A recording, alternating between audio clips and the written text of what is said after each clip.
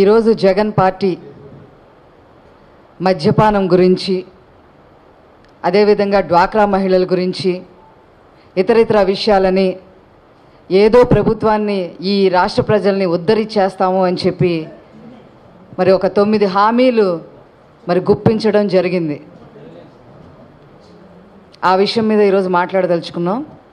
ముఖ్యంగా మద్యం పాలసీ పైన జగన్మోహన్ రెడ్డి గారు మొత్తం మీద అంచెలంచెలుగా మద్యపాన నిషేధం చేస్తాము అని చెప్పి ప్రకటించడం జరిగింది. ఒక విషయం జగన్మోహన్ రెడ్డి గారికి గుర్తు చేయదలుచుకున్నాం.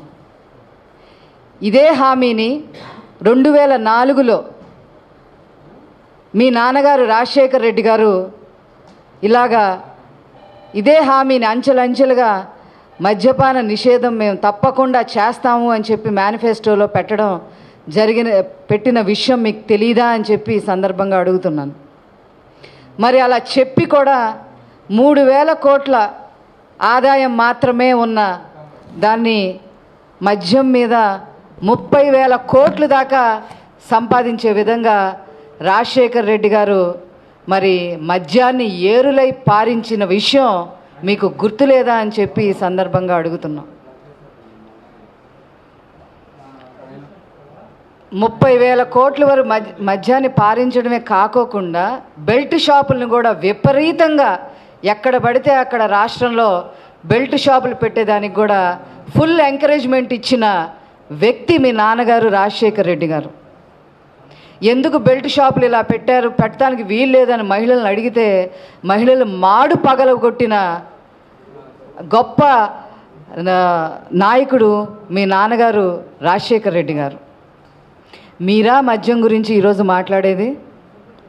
మీకు నిజంగా మద్యం నిషేధం చెయ్యాలి, నియంత్రించాలి అనే చిత్తశుద్ధి ఉంటే మరి మీ పార్టీలో కొనసాగుతున్న ఎమ్మెల్యేలు, కల్తీ మద్యం అమ్మే ఎమ్మెల్యేలు కాకాని గోవర్ధన్ రెడ్డి గారు, అలాగే ప్రతాప్ రెడ్డి గారు, వీళ్ళని మీ పార్టీలో నుంచి ఎందుకు సస్పెండ్ చేయలేదు? ఇక్కడ విజయవాడలో మల్లాది విష్ణు గారి బార్లో కల్తీ మద్యం తాగి 7 చనిపోతే ఆ వ్యక్తిని ఈరోజు మీ పార్టీలో నిన్నగాక మొన్న జాయిన్ చేసుకున్నారు. అంతేకాకుండా mafia don, liquor mafia don Botsa Satyanarayana గారిని మరి మీ పక్కనే కూర్చోబెట్టుకొని మరి రోజు మీరు రాజకీయ కలాపాలు చేయటం జరుగుతూ ఉంది. మీకు ఏమాత్రం చిత్తశుద్ధి ఉందో ప్రజలకు అర్థమయ్యింది. తెలుగుదేశం పార్టీ మద్య నియంత్రణలో భాగంగానే మరి 30,000 కోట్లున్న ఆదాయాన్ని మరి 3,000 కోట్ల కన్నా ఎక్కువ వచ్చే పరిస్థితి లేదు ఈరోజు కూడా. ప్రజలు ఇవన్నీ గమనిస్తున్నారనే విషయం జగన్మోహన్ రెడ్డి గారు ఎప్పటికి గమనిస్తారో మాకు అర్థం కావడం లేదు. అలాగే ఈరోజు డ్వాక్రా అవేర్నెస్ తీసుకొచ్చింది, ఆ సంఘాలని తీసుకొచ్చింది. పొదుపు చేసుకునే వైపు మరి మహిళల్ని మరి ఆ దారి చూపించింది చంద్రబాబు నాయుడు గారు అనే విషయం దేశంలో ప్రతి ఒక్కరికి కూడా తెలుసు.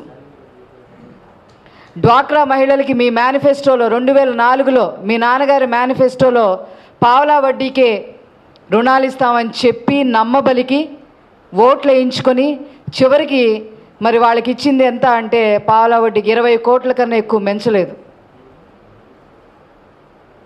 ఏం చేయాలో అర్థం కాని పరిస్థితిలో మరి మైక్రో ఫైనాన్స్ బారిన పడే విధంగా రాహుల్ గాంధీ గారితో ఆ రోజు కుంభక్కయ్యి మరి కొన్ని ఫైనాన్స్ కంపెనీలు పెట్టి మహిళల్ని అటువైపు దారి మళ్లించి మరి వాళ్ళు చివరికి ఆత్మహత్యలు చేసుకునే పరిస్థితి తీసుకొచ్చారు రాజశేఖర్ రెడ్డి గారు.